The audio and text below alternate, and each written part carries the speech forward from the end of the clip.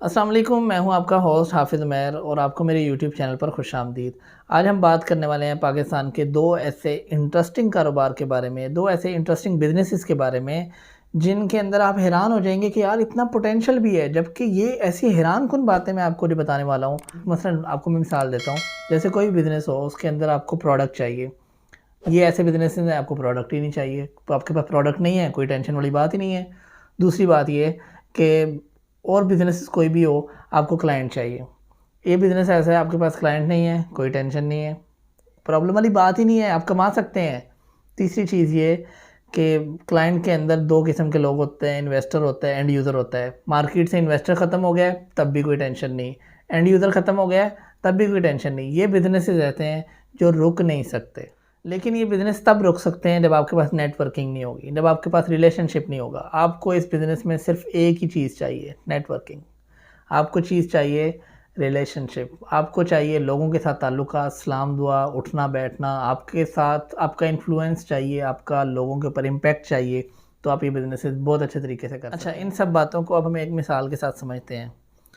اس میں سب سے پہلا بزنس یہ ہے کاروں کا بزنس، آٹو پارٹس کا نہیں، آٹو موبائلس کا بزنس، جیسے گاڑیاں بیچنا ہوتا ہے۔ لوگوں کے شو رومز ہیں اس طریقے سے۔ میں آپ کو ایک مثال دیتا ہوں۔ آغا بشارت صاحب ہیں، کوئی بہت بڑے انویسٹر ہیں، بہت بڑا ان کے پاس پیسہ بہت زیادہ ہے، ان کی ٹیکسٹائلز ہیں، ٹیکسٹائلز کے اندر انہوں نے بہت زیادہ ارننگ آتی ہے، ان کے پاکستان کے اندر بہت زیادہ بزنسز ہیں۔ تو اب آپ سرچ نہیں کرنے بیٹھ جائیے گا کہ آغا بشارت کون ہے۔ آغا بشارت کوئی بھی نہیں ہے، یہ کیریکٹر ہے جو میرے ذہن میں ہے، میں آپ کو بتا رہا ہوں، مثال دے رہا ہوں۔ تو اب وہ صاحب کیا کرتے ہیں کہ ان کی کمپنی کے جو ٹاپ کے ایگزیکٹوز ہیں ان کے لیے وہ گاڑیاں خریدتے ہیں۔ شروع میں تو وہ گاڑیاں انہوں نے خود ہی خریدنا شروع کی، کیونکہ ان کے جو خاندانی جو ابر سے جو ان کے چلتے آ رہے تھے، جو کار کے شو روم کے مالک تھے زاہد صاحب، تو زاہد صاحب کے شو روم سے وہ گاڑیاں خریدتے تھے اپنے لیے، کیونکہ شو روم بہت بڑا تھا شہر کے اندر۔ ٹاپ کے جو شو رومز تھے وہاں ان میں ایک زاہد صاحب کا شو روم تھا۔ تو ٹوسٹ تب آیا جب انہوں نے کسی ایک چھوٹے شو روم پر ایک بڑی زبردست قسم کی گاڑی کھڑی ہوئی دیکھ لی۔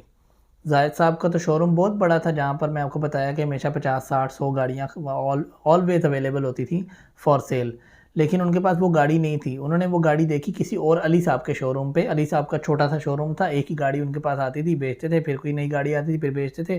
تو ان کا تو اسی طریقے سے کاروبار تھا۔ اب علی صاحب کے شو روم پر انہوں نے وہ گاڑی دیکھی، ایک مرسیڈیز کھڑی ہوئی، ایک ہی گاڑی سنگل کھڑی ہوئی۔ اب ان کے منہ میں پانی آیا، لیکن آپ کے ذہن میں تو یہ آئے گا کہ وہ علی صاحب سے خرید لیں گے، لیکن نہیں۔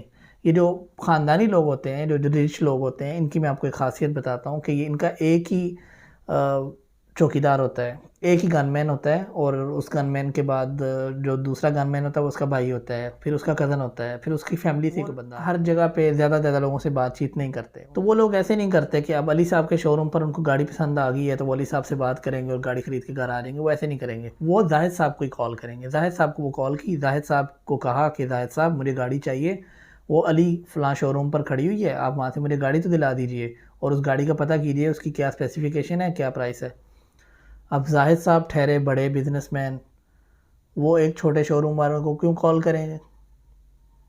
پہلے تو انہوں نے آئیں بائیں شائیں کی، پھر انہوں نے کہا اچھا چلے سوچتے ہیں۔ پہلے انہوں نے دوسرے آپشنز بھی دکھائے، انہوں نے کہا سر جی وہ گاڑی نہیں تو آپ یہ والی میری فلاں گاڑیوں میں سے لے لیں۔ انہوں نے کہا نہیں، وہ گاڑی مجھے پسند ہے، اسی کو پتہ کرواؤ۔